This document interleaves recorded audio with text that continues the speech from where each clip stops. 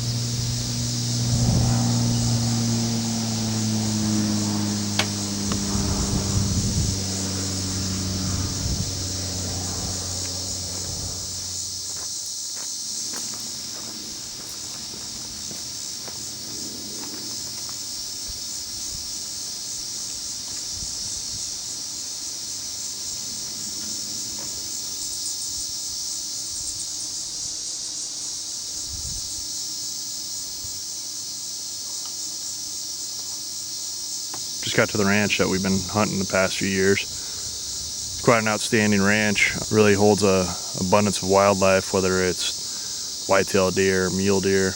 There's even elk here that come down to the river area. So it's a pretty amazing place. Over the years it's produced some nice bucks, but this year there's one buck that's just really blowing up. He's growing from probably a 145-inch deer, steady, strong, to all of a sudden just shooting all these different kickers and stickers off of his right side. He hangs out in this one place I call the Island, which is a slough that backs up to a branch off the main river. There's only one way that really he comes and goes out of from what I've seen. So the goal is try and get him in the first week or two of the season. I'll check the trail cameras, and then I'm going to spend the rest of my time kind of just observing in the mornings, overlooking the fields, spot and scope and so forth, in the evenings and the mornings. Definitely want to just make sure that I'm sneaking in there at the right time of the day, probably about midday or so, and everything I do is done right.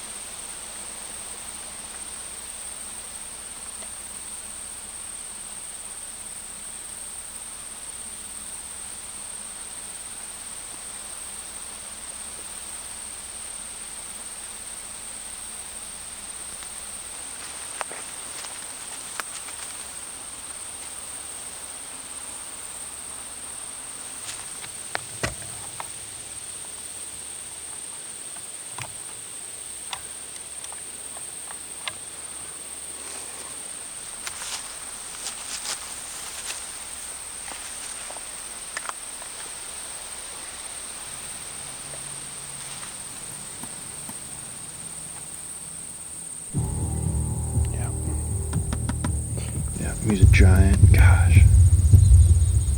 Can't believe this deer's even here. And what do you do with something like this? Man, he's such a big deer.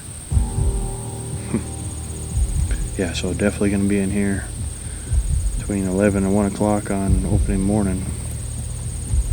Hopefully the rest of the weekend too. And a few days after that, we'll push hard and make sure the wind's right. Gosh, he's a giant.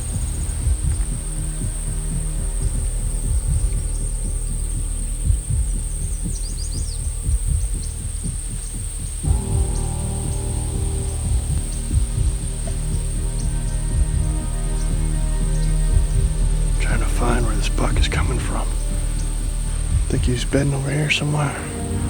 So I'm gonna put a cam here. Hopefully figure him out, pattern him a little bit more. We'll see here. Gotta find a good spot. It's been 3 years now since he first made his appearance in my spotting scope. This year, he's shown himself a handful of times and proven he's far more than just an ordinary deer.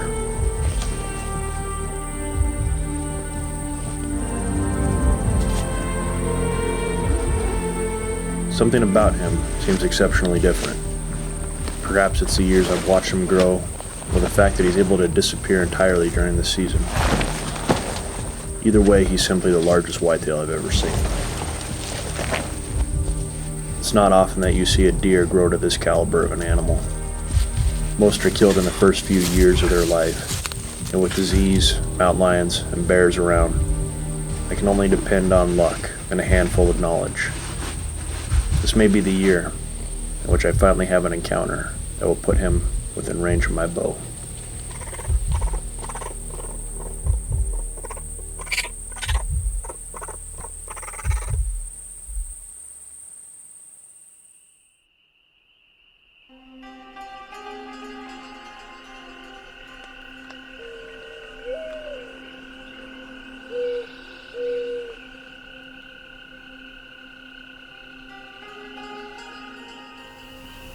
decided this morning that I would get up on the ridge above the fields and glass and see where the deer were at and what they were doing. I saw quite a few bucks and does in the field, which is a good sign. I did not see the buck that I'm going for this year. You know, he's 5.5, 6.5 years old, somewhere in there, I'm guessing. He's in the prime of his life right now. He is extremely large on his right side. He's blowing up on his right side.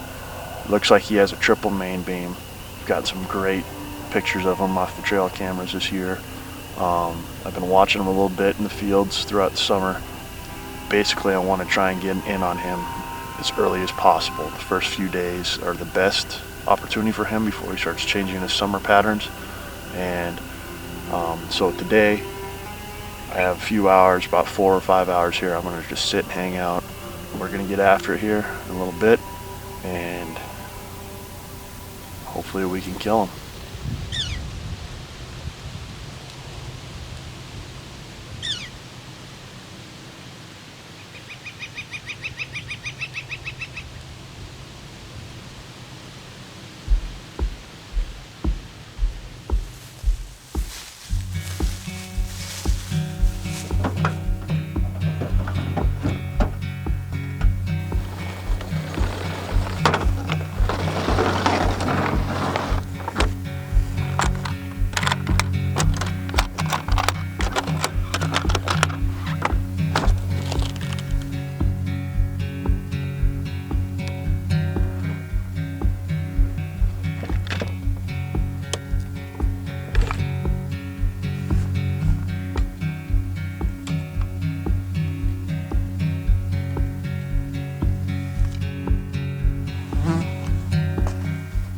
This day has long been anticipated, and I am super excited to get to my blind.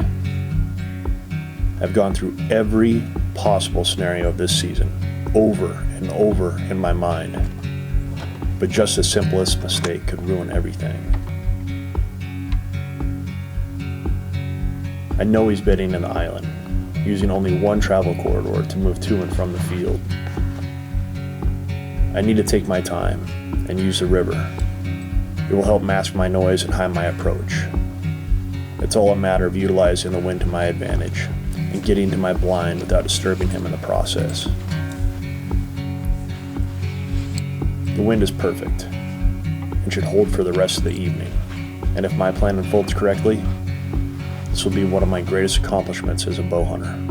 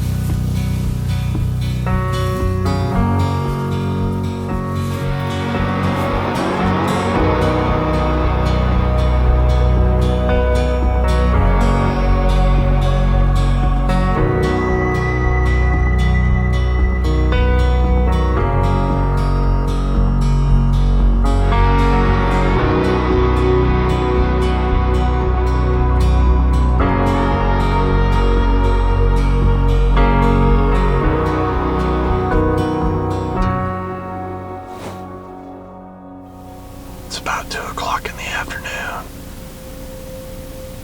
It took about an hour and a half just to walk down here. Just moseyed our way down from the ridge. And the last 500 yards or so, we really just kind of tiptoed in here. Moved really slow. It's kind of warmed up. It's about, 75 degrees or so right now. I didn't jump anything or bust anything on the way in, which is great. The wind's perfect. Just hope it stays like this, blowing out of the west right now. The deer have been using this trail directly in front of the blind, and it cuts and breaks in half. And they kind of, they use the trails, but they really just kind of come up to that fork and then they decide what they're going to do. So hopefully, we can catch them this evening, have some deer come by. At least we'll get to find out, observe what they're doing.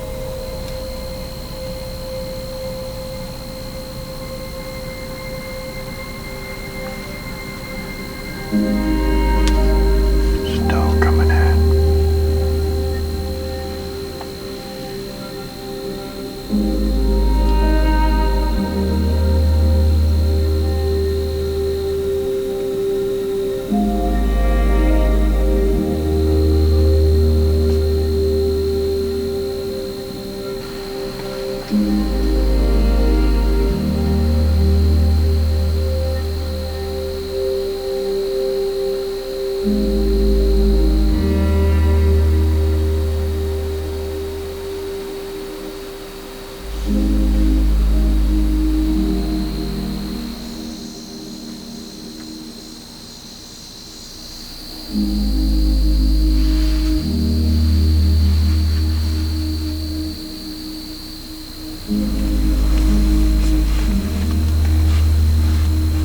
These mosquitoes are awful.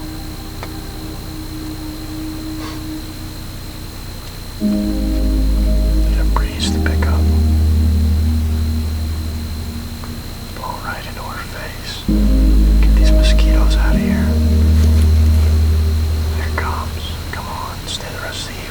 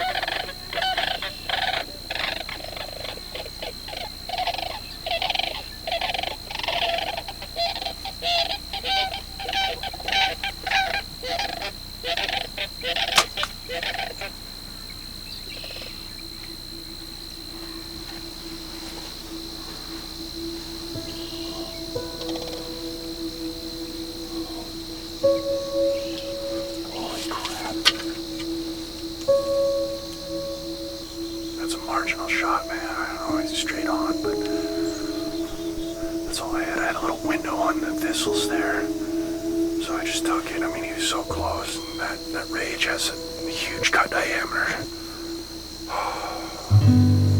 That buck is huge, man. Oh, thank God.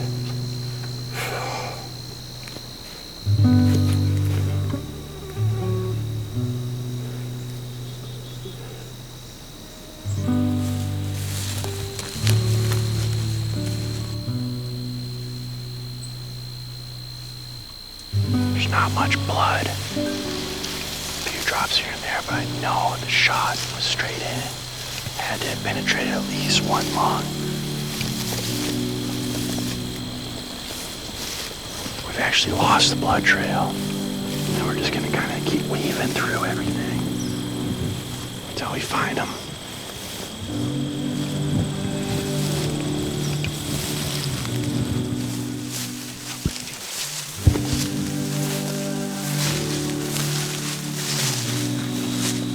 Found blood. It's a good amount of blood. There's multiple droplets of it here. It's sprayed right there. It's the first blood we've seen in about 50 to 100 yards from the last blood. I know the shot was high in his brisket, so he's not going to bleed too much. He's going to bleed internally, so it's good that we're seeing blood on this trail. We're just going to follow this trail and hopefully just come across them. Keep following the blood if we got it.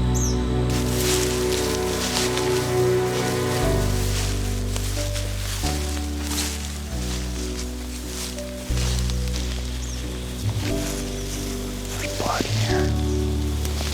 Good amount of blood.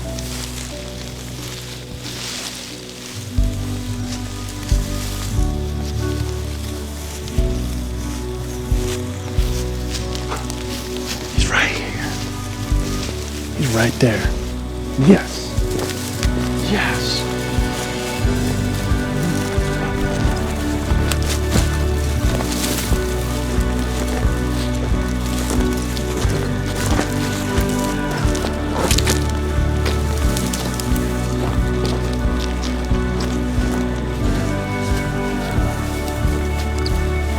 Oh, velvet. Look at this block. Great shot. Full velvet. Crazy. He's got a split main beam right here. Look at this. Is a once in a lifetime buck. Holy moly. Wow. Oh, look at this. Pure velvet. First hunt out. This is just amazing. I've never, ever expected to get a buck like this. This buck just showed up out of nowhere. Thank you, Kenzie. Thank you so much, Lord. Look at this buck.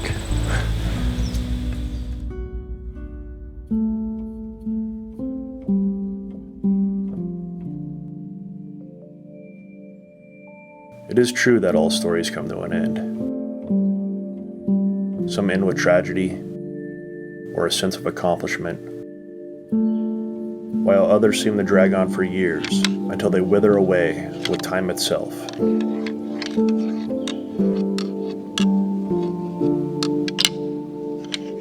Perhaps this story is a combination of them all.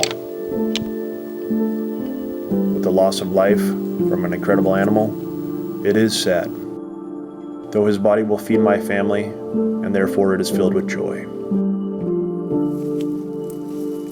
The countless years in the field have given me more experience than any other time in my life, and I am thankful. I overcame the obstacles and learned the value of patience. I failed, and I succeeded.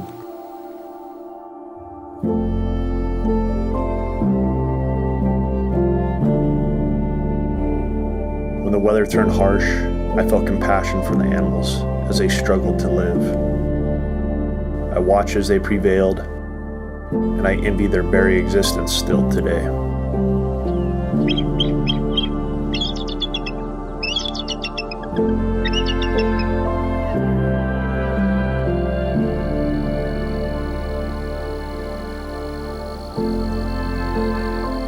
It is possible that this story defines the character of a hunter, with a love for the animal that not every person can understand. In itself, this compassion becomes a journey of life, and it paves the roads from a forgotten past to an unknown future.